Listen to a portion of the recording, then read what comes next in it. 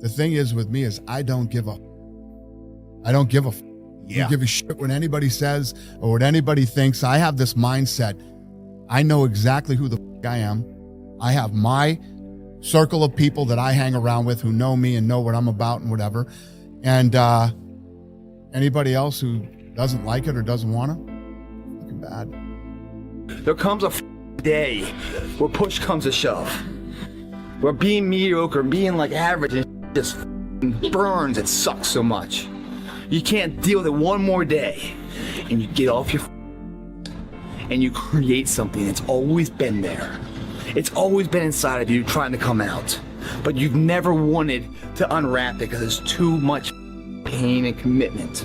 You were scared you were gonna fail. You were scared if you started, you never finish it. You didn't want to tell anyone about it. You knew it was there, but you never wanted to embark on it until something hits.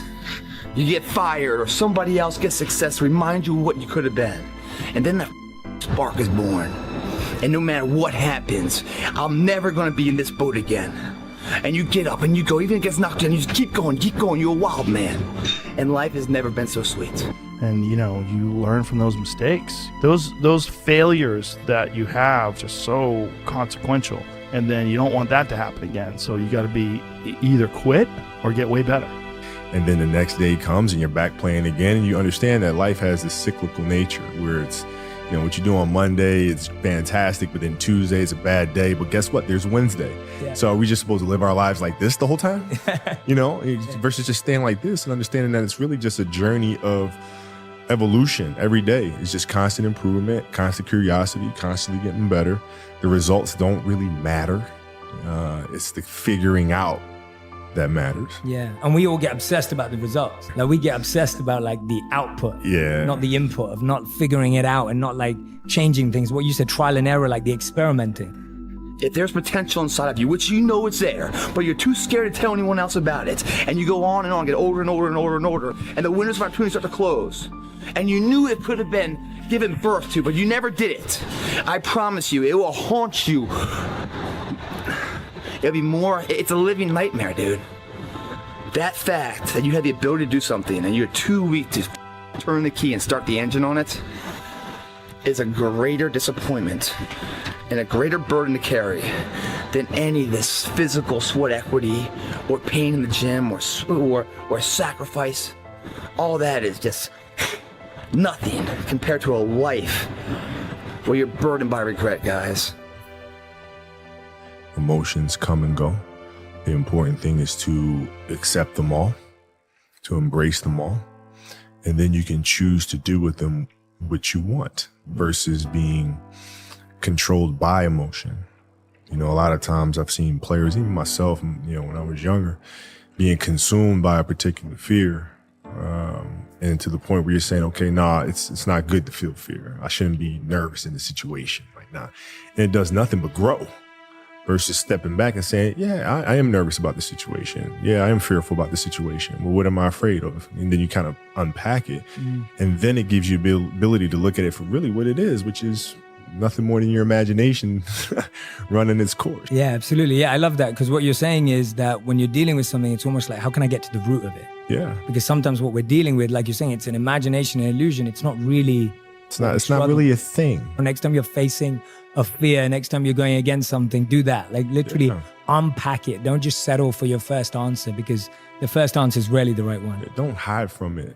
You got to be able to look at it and, and deal with it head on. Yeah, I love that, man. Say, man, me and you are going to do this together.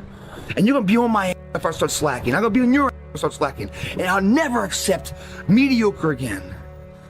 I'm always going to give it my 110%. That's the only thing I can ever say solid day's work. That's all that will ever find peace in. If you guys do not do that, I promise you, your life will haunt you for the rest of your days. I hope you guys get what I'm saying. I'm telling you what, man, once you get it, come on over this side of the fence, you don't see problems anymore, man. You see situations. You see possibilities, and you can't wait to get them started, man. You're like, why did I wait so long to engage? It doesn't matter about the past. It's today. What are we doing today? or we're going to engage now. And once we engage, we commit. There's no half commitment, there's no quarter commitment, there's no three-quarter, it's full commitment. Once we engage, it's every day we engage. Because that's the better life. And the people you will surround yourself are like-minded, and they're better friends. Friends and family for life, man. They have your back. They're solid individuals, doing solid tasks, leaving a solid impact of legacy for other people. That's a solid life, man. It's your option, though. What are you gonna do? You need to be you. So I want to ask you a question, all right? What makes you uniquely you? I think a lot of times folks, especially young folks who I tend to empathize with and speak to more often, they're not comfortable because they're going along with the society that's around them, and they're trying to fit in the framework of what everyone around them or on whatever social media they're on says that they should be. You can't be comfortable with yourself if you don't know who yourself is. You can't know who yourself is if you don't stop looking at how everybody around you is and start looking at what makes you comfortable and what makes you uniquely you.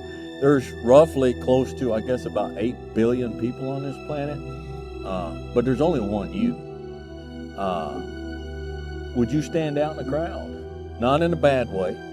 But what makes you you doesn't need to be something that's immoral or obnoxious or uncomfortable, but just uniquely you. Just you. You'll not find confidence in yourself if you don't know who yourself is. You won't find confidence in yourself if you're so busy trying to figure out what everybody around you thinks you ought to be and then match that, because you're not going to make people around you happy. There's something deep inside of you that's like, it's kind of cheap. I don't know. Don't do it. Don't do it. Be you. Be you. Okay? Don't let social media and culture and television and media tell you how you should be and what you should be and who you should be. It's not a bad thing to be unique. It's not a bad thing to be different. It's not a bad thing to be comfortable with yourself, regardless of what everybody else around you